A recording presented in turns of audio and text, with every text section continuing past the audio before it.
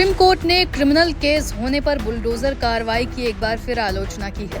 गुरुवार को गुजरात के एक मामले की सुनवाई करते हुए कोर्ट ने आदेश में कहा है कि परिवार के किसी सदस्य पर अपराध का आरोप लगाना मकान पर बुलडोजर चलाने का आधार नहीं बन सकता। देश में कानून का शासन है, दो तरह के मामलों को मिलाकर कार्रवाई करना सही नहीं है। अगर कोई मकान वैध है तो उसे गिराया नहीं जा सकता। दरअसल गुजरात के खेड़ा के एक व्यक्ति ने दावा किया था उसके लीगल तरीके से बने मकान को नगर पालिका गिराना चाहती है। शख्स ने बताया कि उसके परिवार के एक सदस्य पर FIR दर्ज है और इसी के बाद उसे नगर पालिका ने मकान गिराने को लेकर जानकारी दी। अब सुप्रीम कोर्ट ने मामले में नोटिस जारी करते हुए नगर पालिका की कार्रवाई पर गुरुवार को रोक लगा दी है। अदालत ने सुनवाई के दौरान इसे लेकर तल्ख टिप्पणी की। न्यायमूर्ति हर्षिकेश रॉय, सुधांशु धूलिया और SVN भट्टी की पीठ ने कहा कि देश में कानून सर्वोच्च है। कोर्ट इस तरह की कार्रवाई पर आंखें नहीं मूंद सकता। ऐसी कार्रवाई को देश के कानून पर बुलडोजर चलाने के रूप में देखा जा सकता है। क्या है पूरा मामला?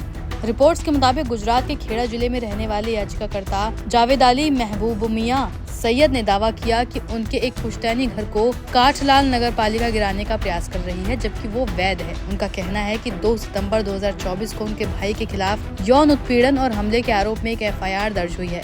इसके 4 दिन बाद यानी 6 सितंबर 2024 को काठलाल नगर पालिका ने उन्हें एक नोटिस भेजा, जिसमें उनके घर को गिराने की बात कही गई थी। परिवार को सजा देना ठीक नहीं।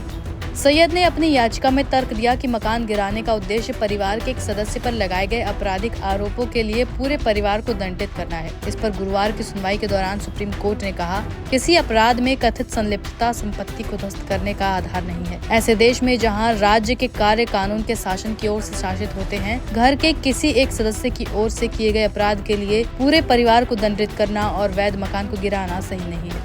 सभी दलीलों को सुनने के बाद पीठ ने बुलडोजर एक्शन पर रोक लगाते हुए संबंधित अधिकारियों से 1 महीने के अंदर स्पष्टीकरण मांगा है। सर्वोच्च न्यायालय ने आदेश दिया है कि इस बीच याचिकाकर्ता की संपत्ति के संबंध में सभी संबंधित पक्षों की ओर से यथास्थिति बनाई रखी जानी चाहिए। एक और केस में अदालत ने की थी आलोचना। 2 सितंबर को हुई एक सुनवाई में सुप्रीम कोर्ट ने कहा था कि वो पूरे भारत में इस तरह की कार्रवाई को विनियमित करने के लिए दिशा निर्देश जारी करेगा। जस्टिस भूषण R गवई और KV विश्वनाथन की पीठ ने सवाल किया था कि किसी व्यक्ति पर अपराध का आरोप होने पर घर को कैसे ध्वस्त किया जा सकता है। पीठ ने कहा था कि उचित कानूनी प्रक्रियाओं का पालन किए बिना दोष सिद्धि भी ऐसी कार्रवाई को उचित नहीं ठहराती। पीठ ने टिप्पणी की थी कि एक पिता का बेटा अड़ियल हो सकता है, लेकिन अगर इस आधार पर घर को ध्वस्त किया जाता है तो ये तरीका सही नहीं है।